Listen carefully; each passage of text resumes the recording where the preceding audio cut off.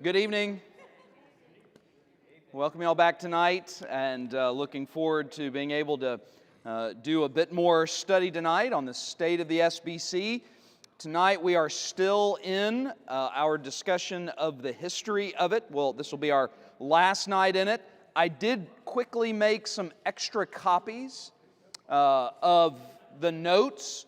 These are the same notes as I've given out for the first 2 weeks of this. So, does anybody not have a copy of notes at all? Like you've never received one, all right? And then otherwise, I guess just the highest bidder. If anybody would like notes. So I do have a few extras. Anybody need then notes? I think I've got 4 of them. 4 extra ones. Yeah? What's that? It's true. Yeah, there's a whole class in seminary about it. We're down to 2. Just 2. Yeah. Or 2 for 20. I'll give you a deal. Yeah. I'll get 2 for 22, all right? 1 for 10, 2 for 20. Give you a deal. All right? If you'd like one when you leave, you're certainly be welcome to pick those up. All right. Before we get started tonight, though, we do want to spend some time praying together and consider some prayer concerns. So I'd mentioned some prayer concerns this morning. I want to pray for Audrey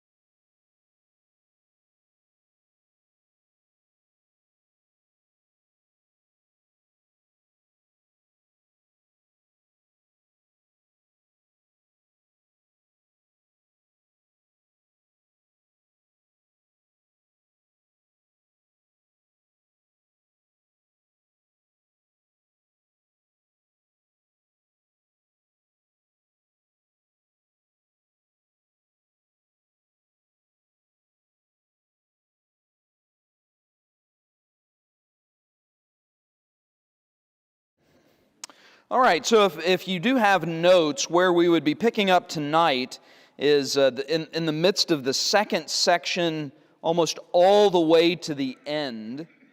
So I've broken down kind of the history of the SBC into three big blocks. We talked about its beginning, and we spent 2 weeks ago talking about its expansion, and we had really come up to like post-World War II, up into the 50s and 60s, and this is the period of the time where the SBC, talk about what I was talking about this morning, the good old days, for sure, by pure percentages anyway, the greatest growth the SBC has ever seen is in that period of time, just by pure percentages. It was an explosive period of growth, 50s and 60s,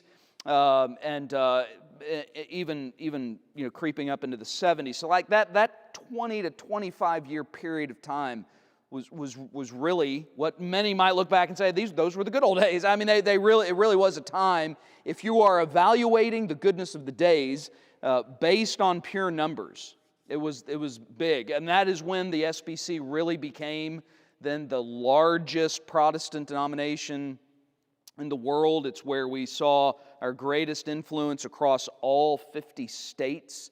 And so that's kind of where we left off. Before we pick back up again, though, tonight, looking at the beginning of what was a critical time in the history of the SBC, and then how the SBC turned back from liberalism, and that'll kind of bring us up to speed. Before, though, we turn to that, anybody got any lingering questions about what we have talked about for the first couple of weeks? Again, we didn't meet last week, but going back a couple of weeks, questions about SBC history? Josh? Considered kind of on the same playing field as the other ones, the southern and southeastern? The question is New Orleans on the same, considered the same as the other seminaries like Southern and Southeastern? Yes. New Orleans Baptist Theological Seminary is actually older than Southeastern. And yes, is one of our, in fact, it was the third, I believe it was the third seminary that we added to the list, and is big. Now, I don't know what their enrollment is, but as far as seminaries are concerned, I would assume they're over 2,000 students, which may not sound like a lot. I mean, if you're used to hearing like Division I schools, but as far as seminaries are concerned, that's significant. To put that in context, Southern might even be like the second largest Protestant seminary. I think it has 4,000 students. So New Orleans is a big one. Yeah, well respected, generally speaking. Bill? In order for a church to join, does the pastor had to have gone to one of those seminaries? No. The question was, is it required for a pastor to go to a Southern Baptist seminary for a church to join the Southern Baptist Convention? No. Nope, that's not a requirement. The only requirement for joining the SBC, you have to give the cooperative program, and that you would agree to some degree to the Baptist faith and message. There is a classic interchange between W.A. Criswell. That's a name that'll come up tonight. Anybody recognize the name W.A. Criswell? He's the pastor of First Baptist Church, Dallas, for nearly 50 years. There was a period of time where First Baptist Church, Dallas, for almost a century, only had 2 pastors. Let that sink in. 2 pastors. They had 2 pastors back to back that served nearly 50 years apiece. And W.A. Criswell was one of them. George Truett was the first one. To let you know then how long that was, Truett would go to church in a horse and buggy and was concerned when Criswell came along and was in a car. All right? So that kind of puts that in perspective in terms of age and how long one served and the other as well. Criswell had an interchange with John MacArthur one year at a conference they were doing together. And he asked him, if he was a Baptist, a Southern Baptist. And MacArthur said, no, I'm not. And of course, Criswell's quite a bit, I mean, he's dead now, but he was quite a bit older than MacArthur at the time. And so Criswell then said, well, do you baptize? MacArthur said, yes. He said, do you baptize the right way? MacArthur said, yes. So Criswell said, son, you're a Southern Baptist. That's what he said. All right, now he's being tongue-in-cheek. All right, that's kind of what Criswell's thing was. But that does kind of give you an idea. It's not all that hard to join. It's not all that hard. And the other challenge, though, is the nature of SBC life is such that we are an association of like-minded churches. So it's really not like a hierarchical association or denomination. So that's why this is a little trickier to kind of put into its context because of how the SBC operates. It's not like there's a committee that receives submissions necessarily and is going through them and doing due diligence. Now, where they would do a little more due diligence is if one of those churches is asking for money. If it's a church plant, that's a different thing. If you're going as a missionary, that is a different thing. But to be a pastor, no. And again, the requirements are fairly small. And I think probably what we've always believed keeps us accountable is because we have always been so clear, at least for the last 20 years, have been clear on certain important fundamental theological conservative principles. In other words, if you're a liberal church, why would you want to join the SBC? Why would you even want to identify with the SBC? Given what are some very clear beliefs in terms of such as like my position being reserved for men, I mean, that knocks out a ton of evangelical groups right off the bat. The fact that we believe in the inerrancy of the Bible, at least that's what we say. The fact that we uphold traditional marriage. So these things kind of set us apart, and I think has also been just another level of accountability for people wanting to join. Why would they want to identify with us otherwise if they weren't fairly conservative? But to maybe the question, it doesn't take a whole lot to join.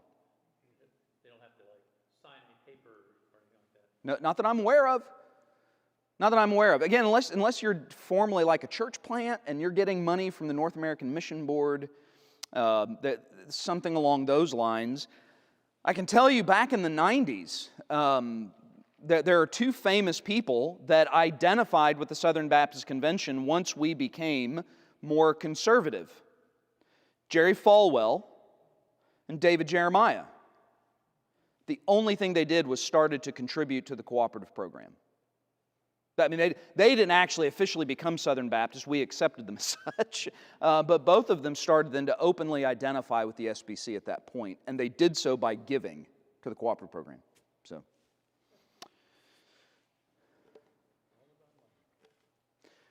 all right. So here we are in the heyday of Southern Baptist life, in a sense. As I talked about a couple of weeks ago, what really set the SBC apart, I think what was the leadership of certain individuals who were really good at organizing. They were really good at making plans and implementing plans. And the SBC became a program machine. We started putting out Sunday school stuff, training union stuff, RAs, GAs, ACTEENs. We had the Baptist student unions being developed. And so really not Lifeway, this was the Baptist Sunday School Board at the time, was producing material from, as they said, cradle to grave, that you could be thoroughly indoctrinated as a Southern Baptist. And as I suggested 2 weeks ago, an element of this is really a brilliant plan. The way they laid out the need to make sure we had consistency among our churches across all 50 states, and making sure that there was consistency as far as materials were concerned, as far as programs were concerned. We launched evangelistic efforts and outreach efforts and discipleship efforts. We were consistently launching various programs, ways to engage churches and churches to engage their communities. And this resulted in rapid expansion. And I think you had guys in certain levels of leadership in the Southern Baptist Convention, as well as guys leading churches, that really were just really good businessmen. And I don't say that disparagingly necessarily. I just mean some of them had a real mind for administrative things and organizing things. And so it enabled them, I think, to create a denominational structure that proved to be very efficient. But as it says in your notes, as we mentioned last week, this resulted in the 3 golden B's of Baptist life: budgets, buildings, and baptisms. See, here's what happens when you expand. It may seem somewhat counterintuitive, but it's true for a church. The larger a church gets, the more expensive it becomes. And it's not proportional. I mean, it's not equal percentage-wise. The larger a church gets, it becomes increasingly more expensive to manage that organization. Because you have to have more infrastructure. Like, take for example, if there's some church out there that had air conditioning units that were 25 years old, not for a little sanctuary, but one that holds 900 people. So now you're talking a pretty big expense. And if at the same time they have a World War II boiler heating and cooling another part of the building, all right, then that gets expensive. And at the same time, they got the fancy new stuff in a new building, let's say they built, about 10 years ago, and then that computer system doesn't work. All right, so I know, can you imagine that poor church? We need to pray for them. But this is what happens as an organization gets bigger. So like for a church, if a church grows, it requires more staff, and often that staff, that becomes expensive. So the same became true for the SBC as a whole. It is expanding itself. So all of our organizations are getting bigger. The Baptist Sunday School Board's getting bigger. The mission boards are getting bigger. Our seminaries that are operating or starting to grow in enrollment. At the same time, what are we trying to do as a Southern Baptist Convention? Through the cooperative program, one, we don't want our missionaries to raise support. We want to be able to send them on the field, keep them on the field. We want to be able to pay half tuition for all of our seminary students going to seminary from Southern Baptist churches. So this becomes expensive, right? As you get bigger, this becomes more and more expensive. So what naturally happens during this time is there becomes a pragmatism. This need to keep the organization going. And so I think what happens in the 50s and 60s, there becomes then this superimposed on top of what was, something biblically, theologically driven, a business model which, not coincidentally, lines up with what many would argue was the golden age of business in the United States post-World War II. The development of some of the largest companies in our country in their heyday, and so this business mentality, having a CEO, senior pastor, right? Having a CEO as the head of the organization. It's around this time, you know what else you start seeing popping up in church materials? Guess what deacons are now being called in the 60s and 70s? They're being called a board of deacons. They were never called that before. It never would have been a term. It never would have been a thought. But so this is taken straight from a business model, right?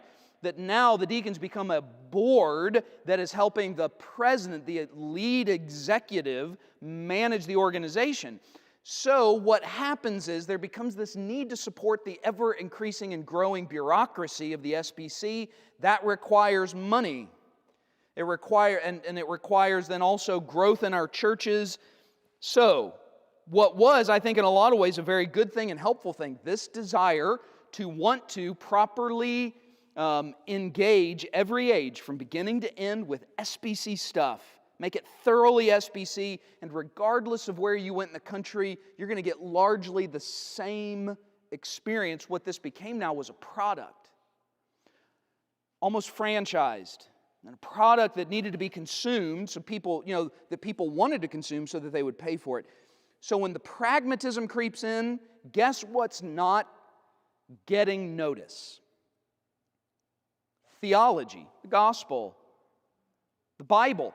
Here's what we have done in this period. This is when you start seeing it. We had already established in 1925 the Baptist faith and message. So in this period of time, you see people saying things like, well, we all agree with the Baptist faith and message.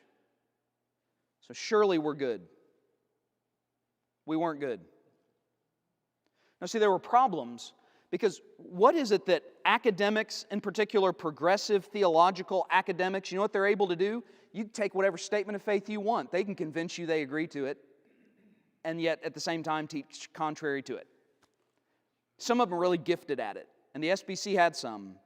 So what begins happening during this time is you have this one element of SBC life that's growing and expanding, doing programs, at the same time filtering into our Baptist colleges and seminaries are more liberal, progressive theological ideas. So this is going to be a slow burn, as it were. And this is what happens in our own country. Where do radical ideas begin? Do they begin with the people? No, they don't begin with the people. No, they begin in academics. And here's what liberals are often very good at doing that often conservatives are not. They're willing to play the long game. Liberals are willing to give up their own generation and their own life for the sake of the next one. You don't think that's true. You read American history and where we are now. You want to talk about the progressive leftist agenda? You know when they started that? You don't realize this, but they started it in the 50s. They were willing to give up their own lives for the sake of it. And I'd say they've been pretty successful, culturally speaking. Well, the same thing I think was happening here. So you started to have then this infiltration of problematic theological ideas that take some time before they come to the awareness of kind of, like your SBC pastors and for sure what would be, just your everyday members of Southern Baptist churches. But it begins to happen in the 60s. And you see there in your notes, in 1963, there is a professor from Midwestern Seminary by the name of Ralph Elliott. They call this the Elliott controversy. 1963, he was fired. So get this. I think this is in your notes. I think the dates are. Note the dates. He was fired in 1963 because in 1961, he wrote a commentary on Genesis declaring that the first 11 chapters were myth. He gets fired 2 years later. You mean to tell me somebody didn't catch that? It was called The Message of Genesis, and what he argued was, see what was going on, the liberalism that had infected the SBC, some of these professors involved a denial of the inerrancy of Scripture and an acceptance of the evolutionary worldview. And so he then applies that and says Adam and Eve were not real people. They were types. Noah's ark, the flood, that was not a real story. That was a legend. Cain and Abel, not real dudes. Tower of Babel, no, mythical. That's what this book was arguing. And so that created no small amount of controversy as that became known. Now, it's interesting, it would be interesting to find out, would he have ever been fired if this did not become known, just kind of general population in SBC churches? But it became known, so he got fired. But I'm inclined to think if they could have kept that hush-hush, that he would have kept on teaching. That's my cynicism. I don't really know that, all right? I don't have any proof of that, but I've been SBC all my life, and I've been in SBC seminaries. I know how some of this stuff can work. All right, Midwestern Seminary. So the trustees would have fired him. I mean, it's possible the president at the time made him resign. I mean, I don't know all of the details. Similar kind of thing happened at Southeastern Seminary. 3 professors were pressured to resign from 1964 to 1966. And they were arguing also for mythological interpretations of the Bible. I mentioned this a couple of weeks ago. Specifically, there were some guys teaching at Southeastern who followed a German liberal theologian of the early 20th century by the name of Rudolf Bultmann. No one's going to confuse him for being anything but German, right?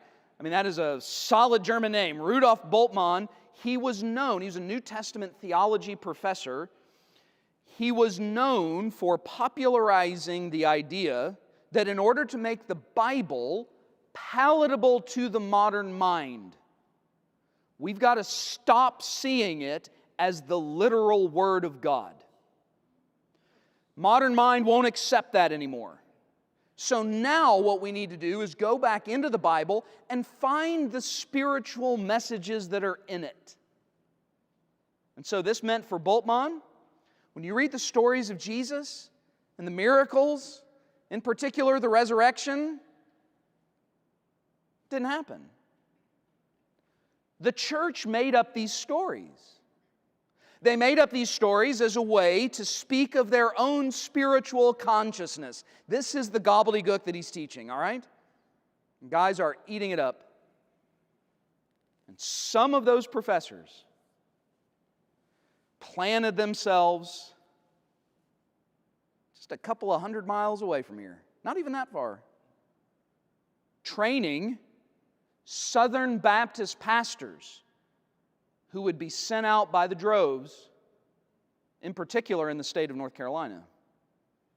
So eventually, though, this becomes known what they are teaching, and they get fired, right?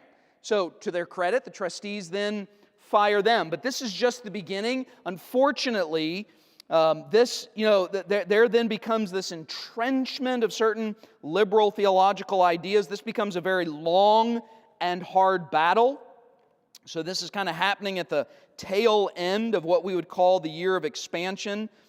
Same thing happened, by the way, in 1969. The Sunday School Board published the Broadman Bible Commentary, and the Genesis volume was pulled from the shelves in 1970 because it had the same stuff in it. Now, it's not because Broadman and Holman didn't know it was in there, right?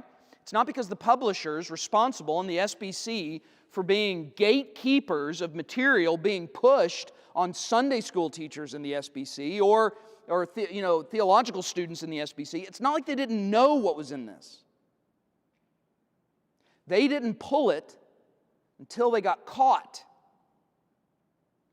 And it was guys like W.A. Criswell, pastor of First Baptist Church, Dallas.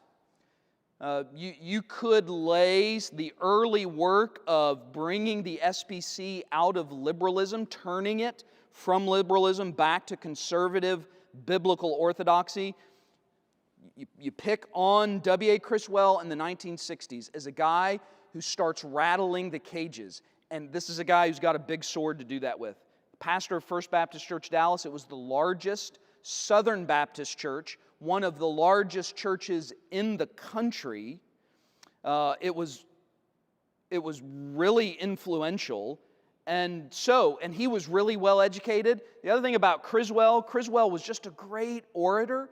If you get an opportunity, Google him and listen to Criswell. He's got a beautiful voice, just deep, resonating voice. He was a very gifted communicator, was Ivy League educated, but yet homey in the way he preached. Was known for wearing just an all-white suit with patent leather white shoes. All right, that was kind of his thing. He didn't dress like that all the time, but he was kind of known for that. So kind of like a shorter, chubbier Colonel Sanders. All right, kind of looked like that. I mean, I have immense respect for him. He was committed to biblical inerrancy. He was an expositor. And again, just a great orator. It's W.A. Criswell who would preach at the SBC pastors' conferences that met before the annual meeting. And often this was a place where they would kind of rally the conservative troops.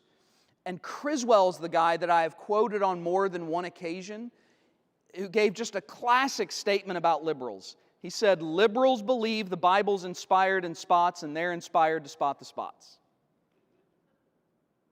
Do I need to say that again? Yes. All right. Liberals believe the Bible is inspired in spots, and those same liberals are inspired to spot the spots.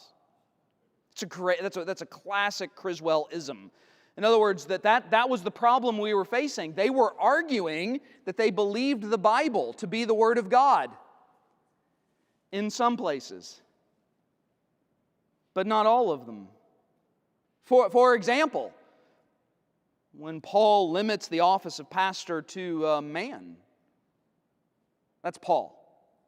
And in fact, you know what arises from this period of time? This period of time in SBC life, you got a whole host of pastors who are being trained under this. It's during this time that the words in red in your Bibles become the most important words and can be used to discount words spoken anywhere else in the Bible.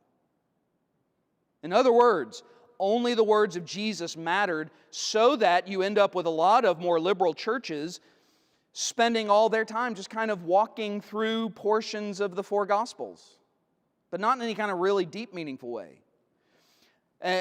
Because these words were the most inspired of all words.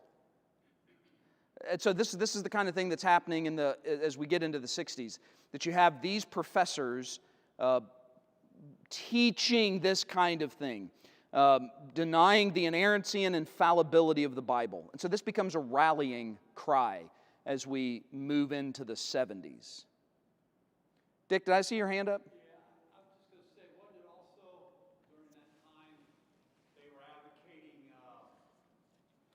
several false teachings, even though they would preach their own interpretation of the Bible? For example, in Genesis 1, God had created the heavens and the earth, but it wasn't done in the 6-day period. And also, it said evolution. They believed in evolution because God had His hand in it. Oh yeah, for sure. Yeah,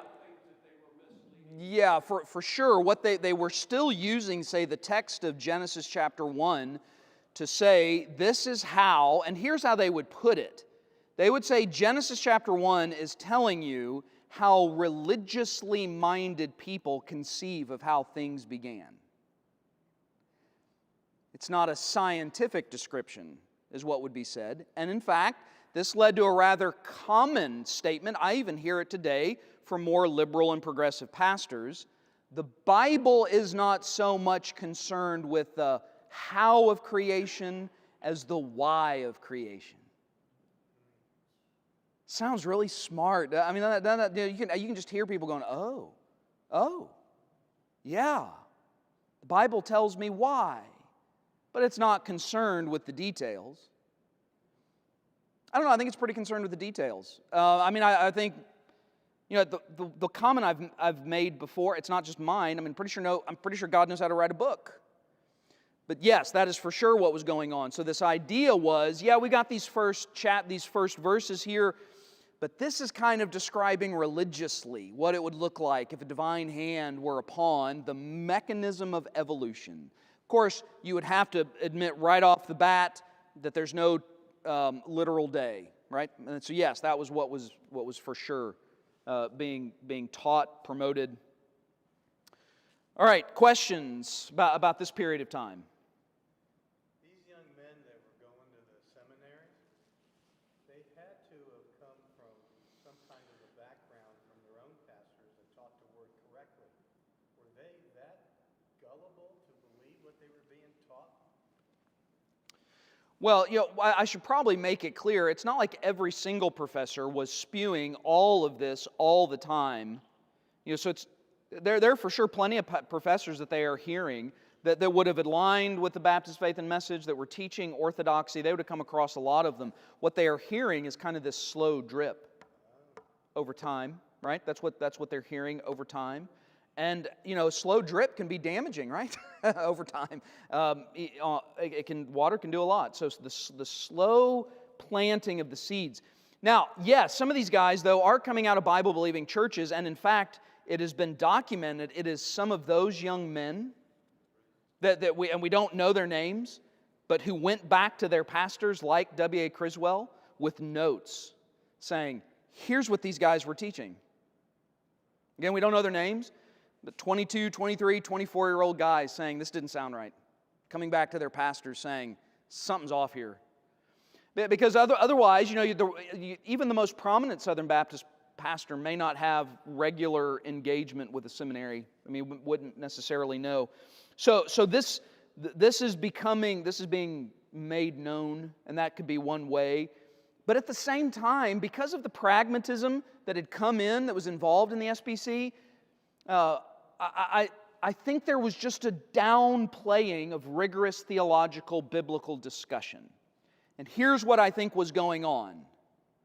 The statement that I hear today, and this is what bothers me, but we all agree on the statement of faith. Isn't that enough? Well, I'd like to say yes, but apparently it's not. No, I need clarity. Maybe it's enough, but I need you to tell me what you mean when you say this, this, and this. So to just say, you know what, we agree on these basic things, so let's just go, and here's then how it's put. So let's just go out there and win the world for Jesus. And so a guy like me, it makes it sound like I don't want to win the world for Jesus, right? Because I want to stop and say, hold on. No, I care way too much about the Word, because if we go out to the world and give them a Jesus less than the Jesus of the Bible, we're not saving anybody.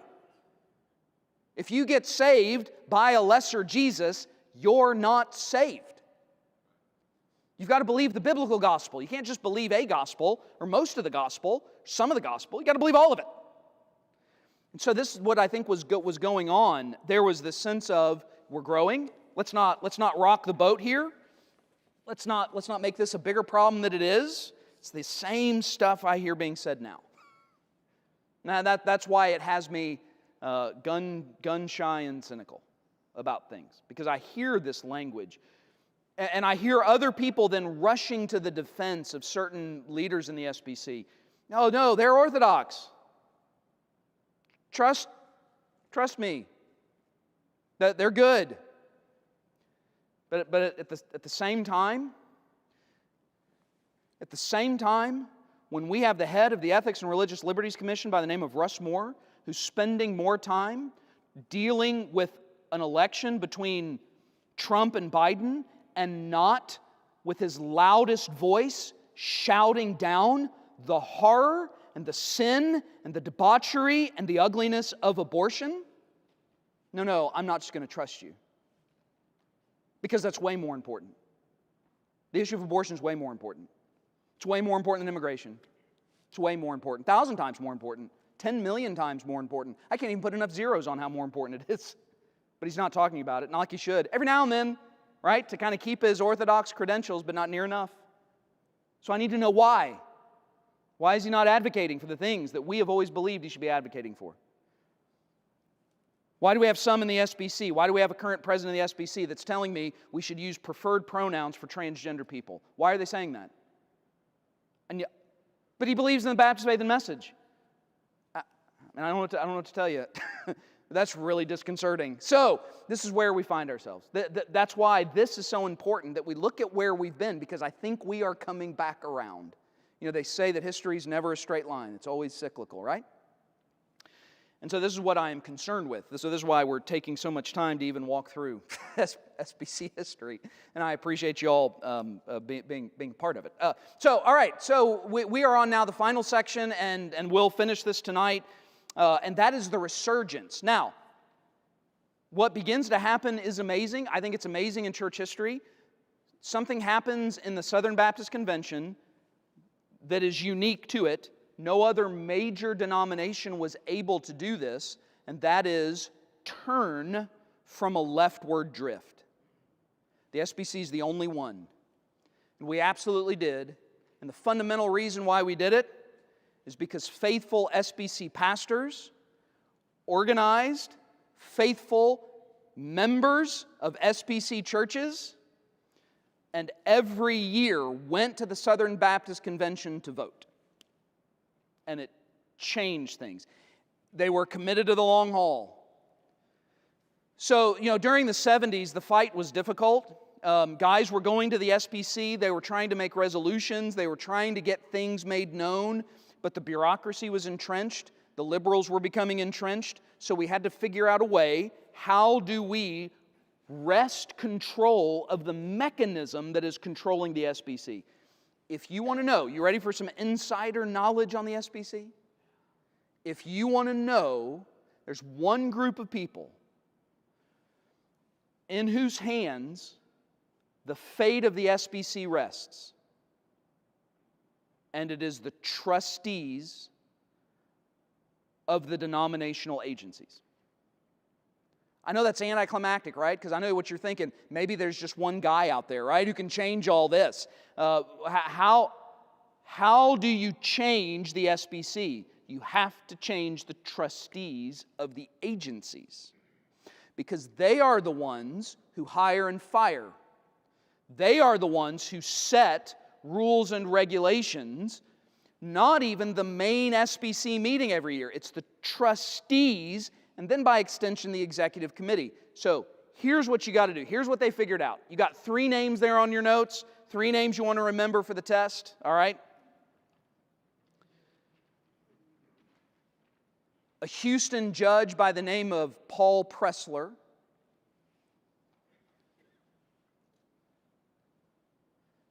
At the time, an associate and then pastor, but then became college president, seminary president, professor Paige Patterson.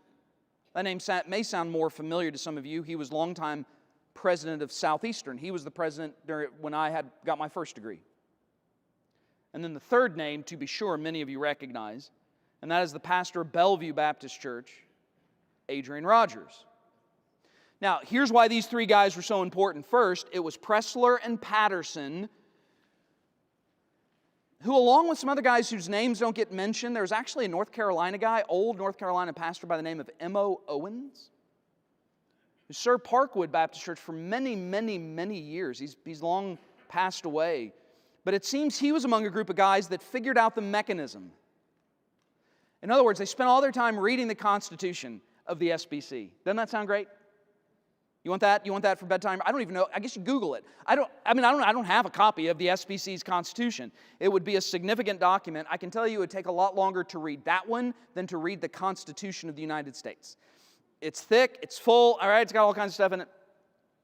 What they figured out was, in order to change things, we've got to figure out how to change all the trustees. And so they worked their way backwards. How do the trustees get chosen? Well, the Committee on Committees presents their names at the annual meeting. Okay. Where's the Committee on Committee comes from? The Committee on Nominations. They nominate the Committee on Committees that also gets approved at the annual meeting, among some other ancillary agencies. By the way, our system is set up somewhat similarly. We laugh at that, but we have a nominating committee and a Committee on Committees. All right, so we got both of them as well for here. Where does the Committee on Nominations come from? The president of the SBC appoints them. It, along with overseeing the annual meeting, is his primary job. He appoints them, all right? They get put into place. He decides who they are. He's supposed to confer. There's some other officers. He's supposed to confer with them, but he doesn't have to. The president himself holds the power to appoint the Committee on Nominations. So, what do you have to do? You have to get a friendly president year after year after year after year, because you're not replacing an entire committee every year, right? I don't know how big it is, but there would only be, 10 coming off a year. Well, a president of the SBC gets elected for 1 year. He can then be elected a second year. He can only serve 2 years in a row. He could sit out a year and then come back, all right, but he can only serve 2 years in a row. So, not only do you need a guy, but you need to elect him a second year. And then you need to have another guy ready then on that next round of 2 years, right? To begin to replace it, because then you got to replace those guys, and those guys have to replace the Committee on Committees. And then the Committee on Committees has to replace the trustees of all 6 Southern Baptist seminaries, what is now known as Lifeway. There were a number of, both of the mission boards, a couple other agencies. They've streamlined all this since then.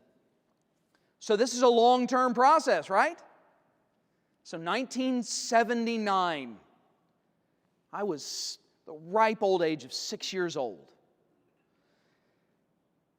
Adrian Rogers, at the convention in Houston, Texas, is elected as president, and a conservative candidate from then on wins the presidency of the SBC. Now, this is not without some major amount of grassroots efforts. You want to talk about getting out there on the stump, right? They were doing it. Patterson and Pressler put together a coalition of pastors.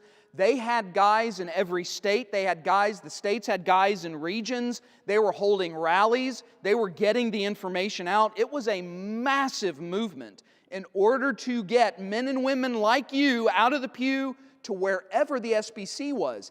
Because here was the other problem. You had to outvote the liberals who were getting their SBC trips paid for by the agencies, right? So you had to outnumber them. And this is what happened year after year after year. All right, so Adrian Rogers gets elected, and then we continue to string together a long line of conservative Southern Baptist pastors. A couple of interesting tidbits here.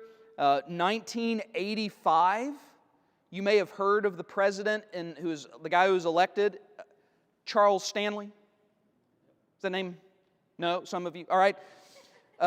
So he gets elected to the SBC as SBC president at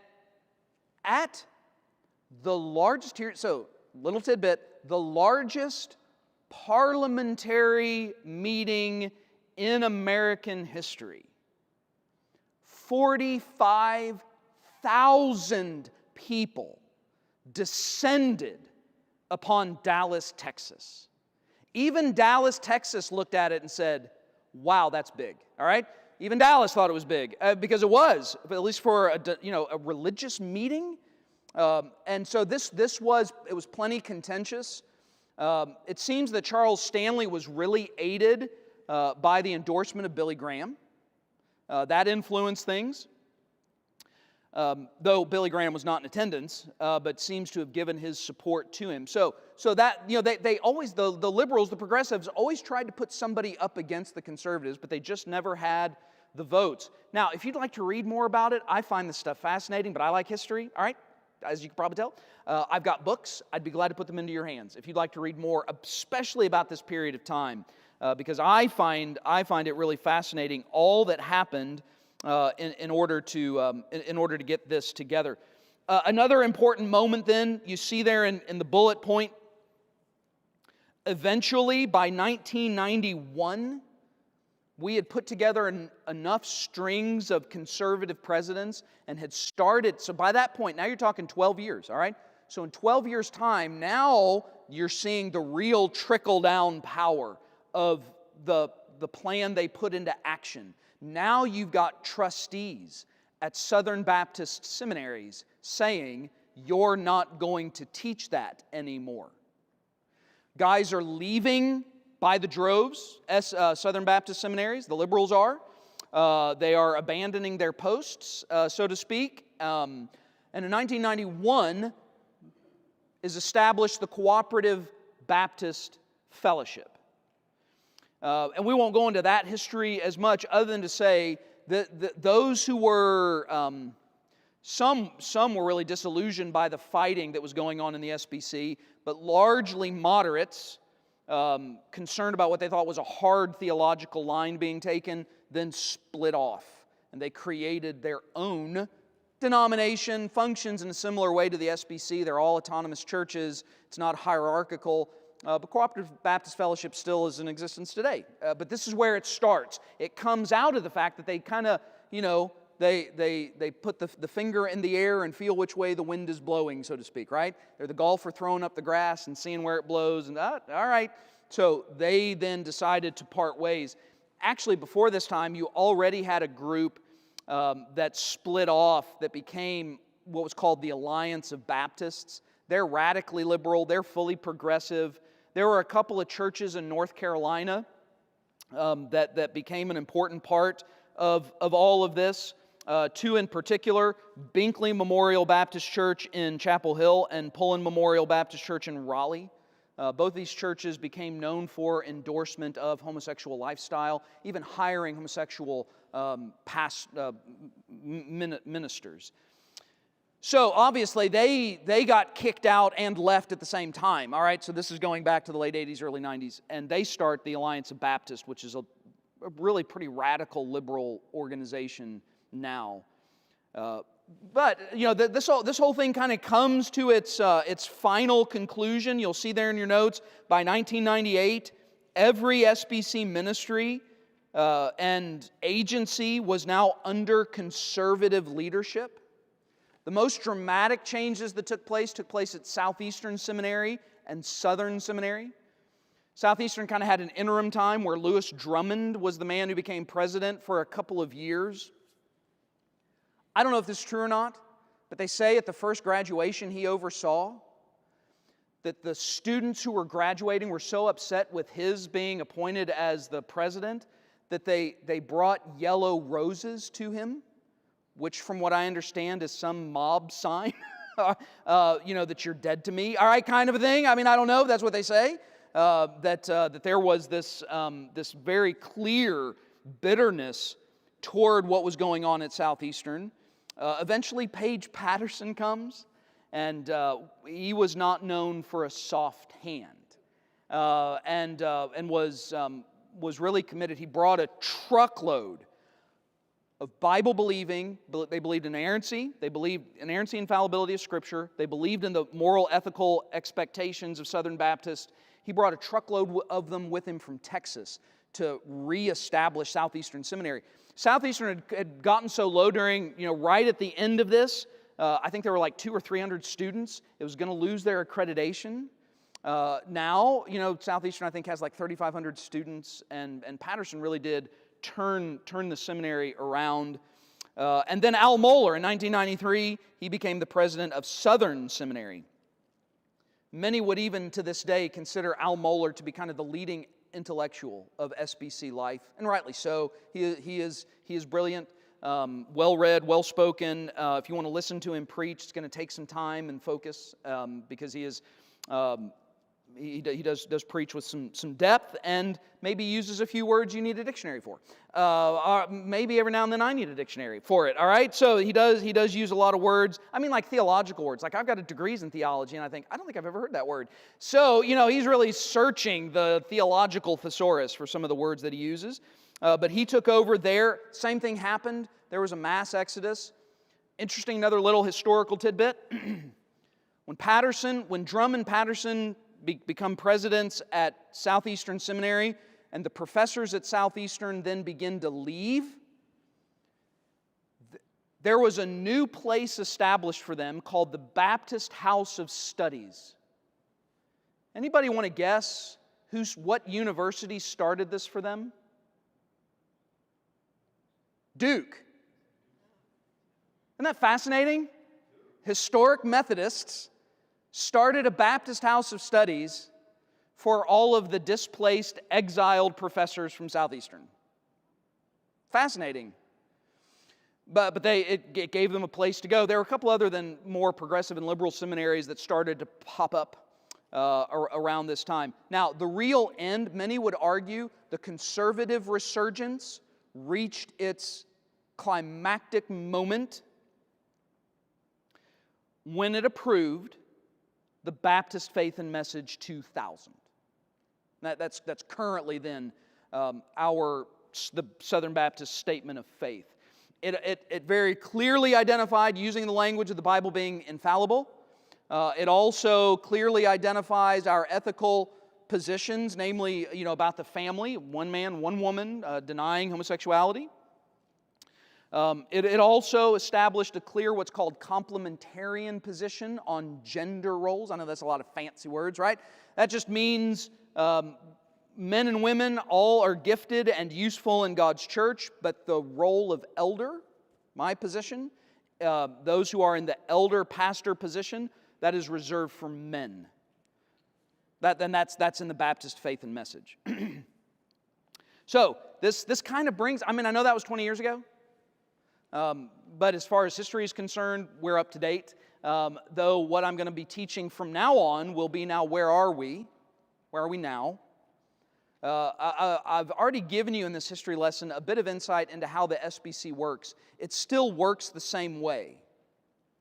President still appoints committee on nominations, they do the committee on committees, they do the trustees.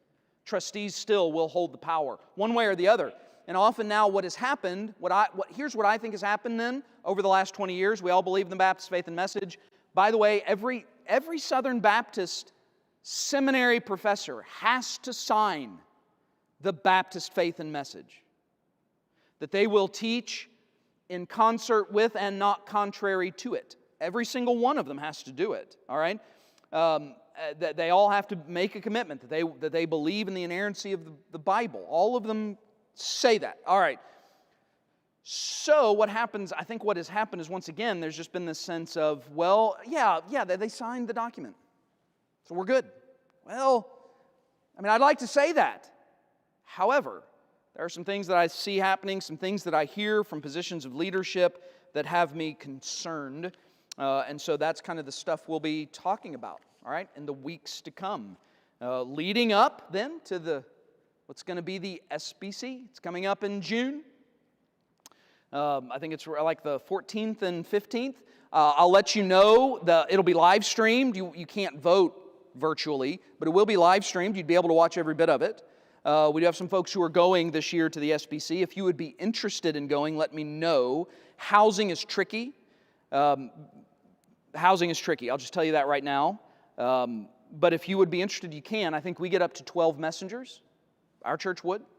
And so, just let me know if that's something that you would be interested in doing. All right. Any questions? I know we're here at time. Any questions about the history of the SBC? Charles?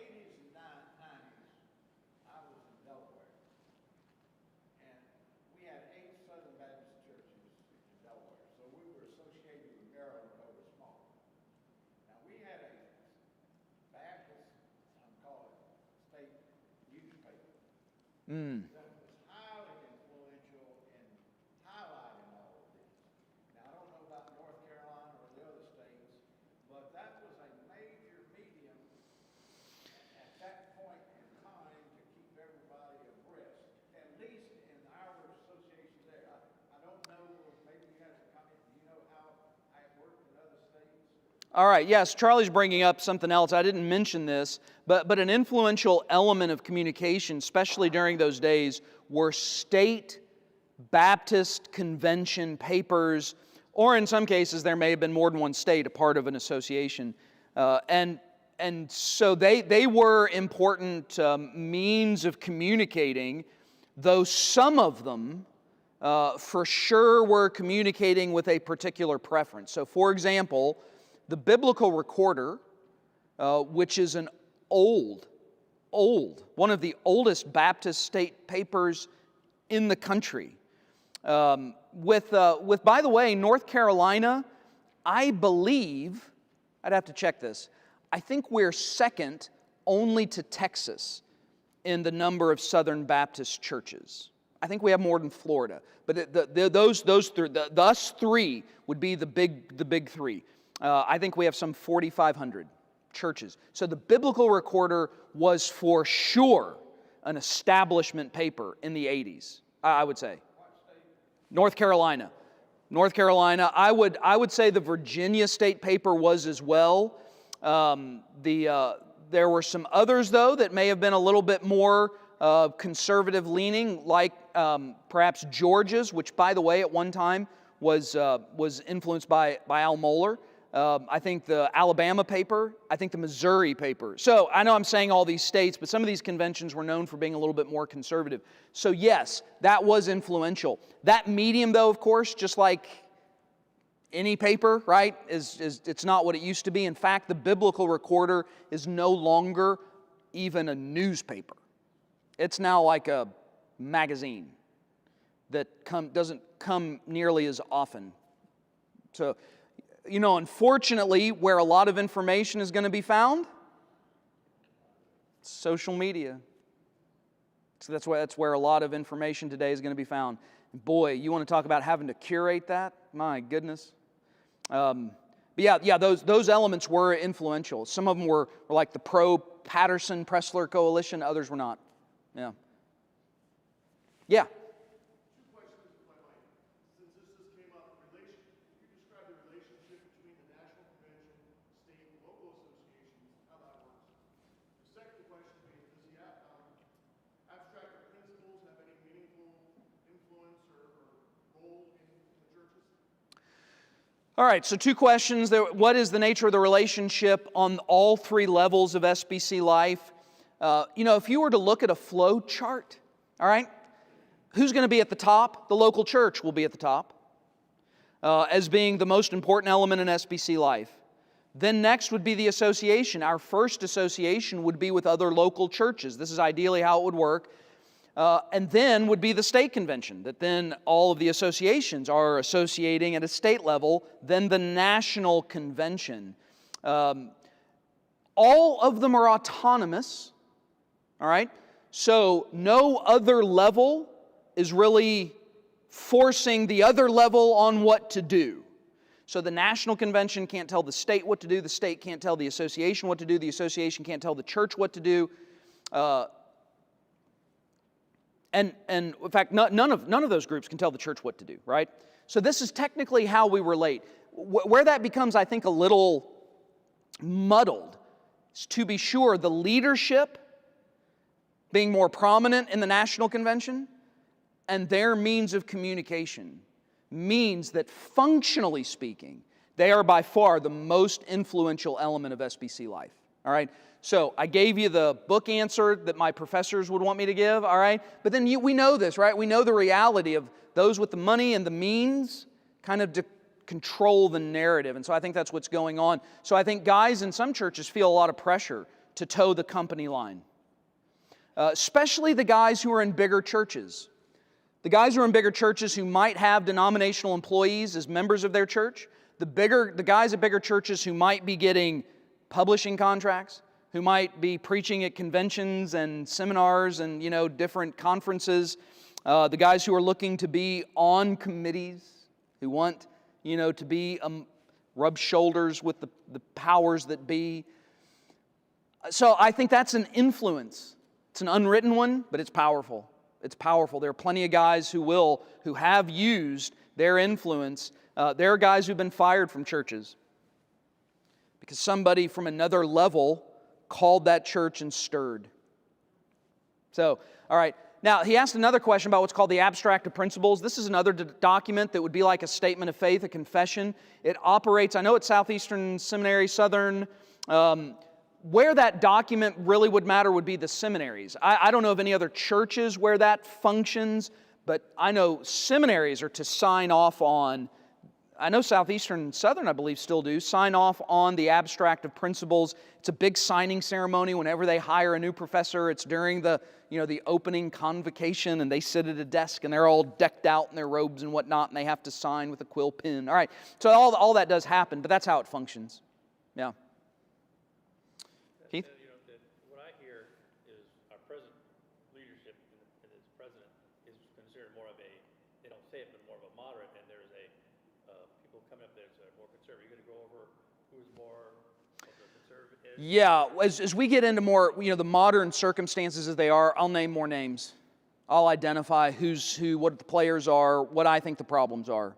Yeah, so Keith was asking who all, saying what sounds like maybe our current president would be more moderate in some of his ideas, and I would concur with that, at least as far as current contemporary cultural issues are concerned. And so who are the other players in that? Yeah, we'll talk about that. So, Dick? I was just going to say there is a website for the Biblical Recorder. It's brnow.org. Yeah, that's right. Yeah, they do have a website, and all those state papers probably would still have a website. Yeah, that's right. That's right. Sid?